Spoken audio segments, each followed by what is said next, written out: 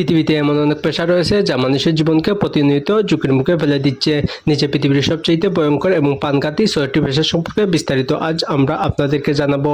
Deep sea ফিশারম্যানরা গভীর সমুদ্র গিয়ে বিভিন্ন প্রজাতির মাছ শিকার করে, যেমন ক্রাব, টুনা, হেলিবেট ইত্যাদি ধরনের মাছ।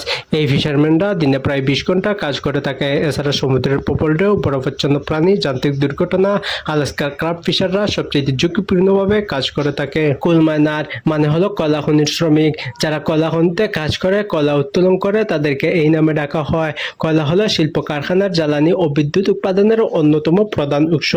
তাই এই পেশাটি বিশ্ব অর্থনীতির জন্য গুরুত্বপূর্ণ হলেও অত্যন্ত বিপজ্জনক। কনস্ট্রাকশন ওয়ার্কার যারা বড় বড় ইমারত তৈরিতে কাজ করে থাকে।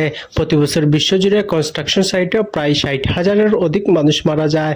হেলিকপ্টার তুলনামূলকভাবে বিমান থেকে বেশি আবহাওয়া সংবেদনশীল। কুয়াশা, বৃষ্টি, ঝড়ে হেলিকপ্টার নিয়ন্ত্রণ হারাতে পারে। ইঞ্জিন বন্ধ হয়ে গেলে হেলিকপ্টার দ্রুত নিচে নামতে বাধ্য। কিন্তু হেলিকপ্টারে অটো রোটেশন অপশন থাকলেও তা ঝুঁকিপূর্ণ এবং তা সবসময় কার্যকর নয়। কাটুরে যারা বন জঙ্গলে বড় বড় গাছ কাটে, বন্যপ্রাণীর আক্রমণ থাকার সম্ভাবনা বেশি থাকে। প্রচণ্ড গতি ও তীক্ষ্ণতার মুক্ত যন্ত্রপাতি দিয়ে গাছ কাটার সময় হাত পাও কেটে যেতে পারে। ইলেকট্রিশিয়ান যারা বৈদ্যুতিক কাজ করে থাকে।